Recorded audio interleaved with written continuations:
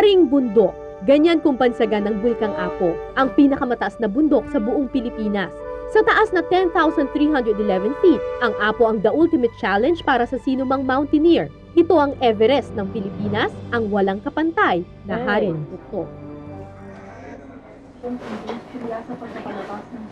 Hindi ako true blue mountaineer, pero minsan ko rin pinangarap ang akyatin ng Mount Apo. Kaya kasamang ilang pang ilusyonado sa Brigada 7, pinlano naming akyatin ito. Mukhang sisiw kung titingnan, yan ay kung hanggang libro ka lang. Pero kaya ko nga bang akyatin ang tuktok nito? Ewan ko. Jeep na hanggang bubong ang sabit ang aming sinakyan pa Davao del Sur. 4-wheel drive cadena style ang special feature ng mga jeep dito, paano'y sobrang tarik at sobrang putik ng daang aming tinahak. Sa barangay hall ng Sibulan, Santa Cruz, Davao del Sur kami binaba. Ito ang official jump-off point ng Mount Apo Trail na ito. Marami kasing ruta paakyat ng Mount Apo. May galing sa Davao City, Davao del Sur at North Cotabato. Ang pinakapopular at sinasabing pinakamadali sa lahat ay ang Kidapawan Cotabato Trail. Isa naman sa pinakamahaba at pinakamadugo ang Sibulan Trail sa Davao del Sur.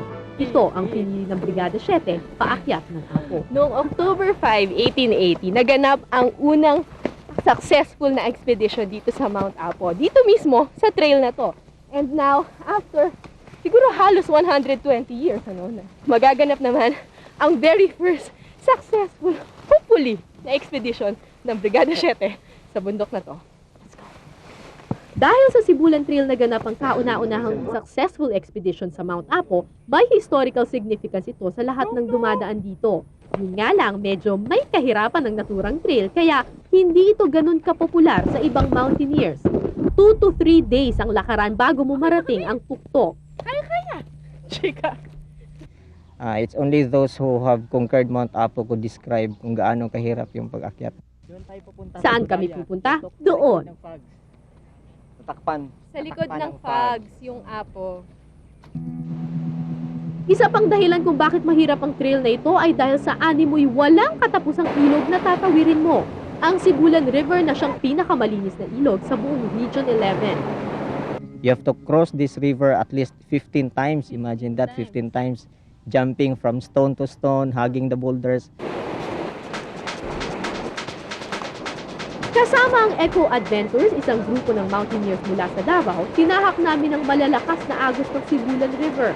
Nagpalipat-lipat sa malalaking bato, tumulay sa mga punong kahoy, nilabanan ng malakas na hatak ng tubig, umakyat sa pamamagitan ng ugat at baging. Okay. Konting ligo at pahinga muna, tapos kapit-bisig na naman at tayo'y tatawid ulit sa ilog. Ilang waterfalls din ang aming nadaanan, pero ang pinakakamangha-mangha sa lahat ay ang Haring Tudaya, ang pinakamataas na waterfall sa Davao del Sur sa taas na 100 metro. Pero sa lahat ng tawid ilog na aming ginawa, ang parting ito ng Sibulan River ang pinaka-nakakatuwa.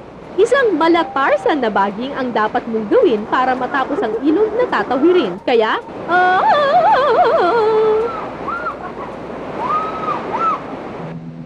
sa ilog na kami inabutan ng tanghalian at kahit kamatis at itlog na pula lang ang aming ulam, hala, lamon na. Kain na dyan, oh. Pagkatapos ng kainan, ay, lakad na naman. This time, matarik na lupa naman. Ay. Pwede niyo po kami ihatid sa Apo? 10 minutong kulitan, senti-senti, picture-taking at pahinga, tapos tuloy na naman ang kalbaryo. Pagkatapos ng isang buong araw na lakaran, Diyos ko, dun lang namin unang natanaw ang bundok na aming inaasam. Jo, ayan na yung Apo. Nandito na tayo. Inabutan na kami ng dilim sa paglalakad. Nagluto't kumain na lang sa gitna ng kadiliman. Sarap? Okay lang. Hala, sweet dreams na lang ha? Halika na! Wag night trekking na tayo, maghanap tayo ng Blair Witch. Hindi pa man tumitilao kang manok, nagkakapit naghahanda na ang aming mga kasama. 4:00 ng madaling araw, lumarga na ang grupo. Sa daan na namin nahuli ang unang sinag ng araw. Kamangha-mangha para sa amin, pero pangkaraniwan na para sa mga taga ritong araw-araw gumigising sa kay gandang sikat nito. Lakad, lakad, lakad pa. Inaamin ko, malapit na akong sumuko talaga. Lalo pa nang makita kong muli kung gaano pa kalayo ang aming aabutin. Ay. Hello. I'm a cook. Blink. Sa barangay Kulan kami tumigil for almusal. Tanaw na ang tuktok ng Mount Apo. Nagbabadya, hanimoy, nanghahatak. Teka, gaano pa ba tayo kalayo? Nandito na tayo. The time is 11:20. We're going to eat noodles and coffee and cold adobo because we're going there. Along the way, ilang survivors successful climbers ang aming nasa lubong. Gaano kaginaw? Yung kung baga, yung sipon mo, kung sa downtown, nagatulo. Doon sa peak na parang gripo. Makapal na fog ang sumalubong sa amin sa bukana ng gubat ng Apo. Sa wakas, narating na rin namin ang tunay na paanan ng bundok. Ay, ito na yung gubat. Mga 6 hours pa daw bago kayo makarating sa kung saan man. Matatawag na virgin forest pa ang gubat na ito. Ayon sa mga taga rito, kung maswerte kang talaga, matatanaw mo pa daw ang Philippine eagle sa mga naglalakihang puno dito. Nagtataasan ng mga ferns, wildflowers at orchids sa misteryosong gubat. Itinuturing na sagrado ng mga taga rito ang Mount Apo. Sa kanilang mga alamat, naniniwala silang ang Diyos daw ay nakatira sa tuktok nito. Actually, ang tawag ng mga taga rito sa Mount Apo ay Mount Apo Sandawa. Apo dahil pinakamataas, pinakamalaki. At Sandawa dahil ito daw ang native word for sulfur. Ito yung usok na makikita natin mamaya sa tuktok nito kung mararating namin yun. Altitude check muna. Gaano na nga ba kataas ang aming naakyat? 2,015 meters? 2,935 ang Mount Apo. So, 920 meters pa. yung aakyatin nito niya. Tuloy ang aming pagtahak sa matarik na gubat. Lumalamig na rin ang hangin dahil sa taas at kakaiba nitong timpla ng klima. Hudyat na kami malapit na. Malamig talaga, abot ng normal is 10 degrees Celsius. Abot pa yan ng mga 5. Sa dulo ng kagubatan, malalaking bato ang sumalubong sa amin. Lingid sa kaalaman ng karamihan, isang aktibong bulkan ang Mount Apo. Nabalot daw ng kadiliman noon ang Mount Apo. Madilim na madilim ang umagang iyon. Ganito kung ilarawan nila ang pagputok ng bulkang ito noong 1640. Mula po noon hanggang ngayon, hindi pa po pumuputok ang bulkang Apo. Pero maraming mga scientifico ang nagsasabing active pa rin daw ito. Dahil na rin sa nakikita niyo po ngayon, mga steaming vents tulad ng ganyan na nag-i-emit po ng sulfur. 2 oras na lang sana ay maaabot na namin ang tuktok ng Apo. Ngunit bumuhos ang malakas na ulan habang kami gumagapang sa malalaking batuhan. Nabalot ng fog ang aming grupo, naiwan ang iba sa amin, labis na gulinaw at hindi na nakanganan.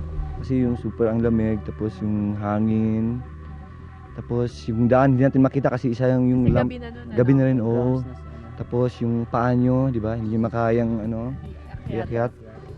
Unti-unting gumapang na rin ang kadiliman. Sa talas ng mga bato at lamig ng panahon, lubhang magiging delikado kung kami magpapatuloy pa. Si Cara, yun, iyak ng iyak. Tapos sabi niya na nag-dream daw siya yung Dante's Peak. Kaya sumigaw. Hindi ko makakalimutan ng gabing iyon. Sobrang lamig, sobrang dilim. Tulog pa ang buong kapatagan ng Davao nang magpatuloy kami sa aming pag-akyat. Tamang-tama lang para maabutan ang unang sikat ng araw sa tuktok. Uulitin ko, opo, sa tuktok ng Haring Apo. Good morning! Good morning! Ng araw! Sa buong Pilipinas, dito daw unang natatanaw ang sikat ng araw. Batyaga namin itong binantayan, hinintay at namangha sa unti-unting pagsasabog ng liwanag sa kabundukan. Walang sapat na salita para mailarawan ang ganda ng aming nakita. Pakiramdam mo parang ang lapit-lapit mo sa langit, sa Diyos at sa kanyang mga nilikha. pa-exit. On the rescue. Hanggang kailan kayo aakyat ng Apo? Hanggang andito pa tong Mount Apo. Oo. Hindi pa rin kami mawawala.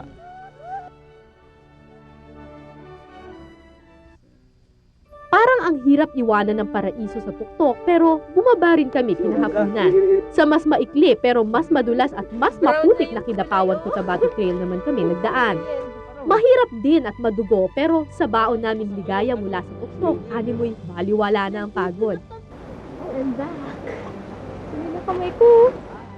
Time Sa Kapatagan, to Cara David.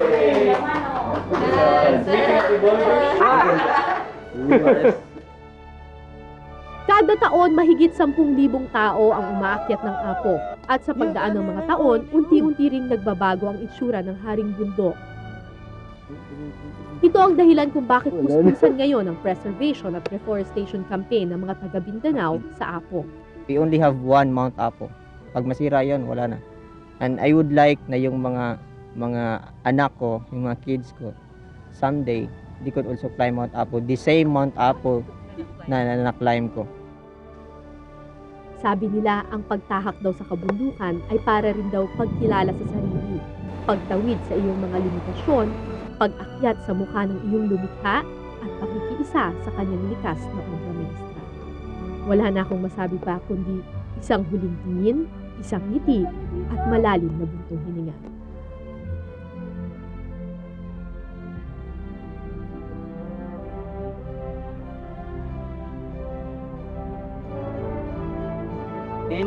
Kasama si Paul Hayoma at Jojo Tagle mula dito sa tuktok ng Mount Apo, ako po si Cara David para sa Brigada Chef.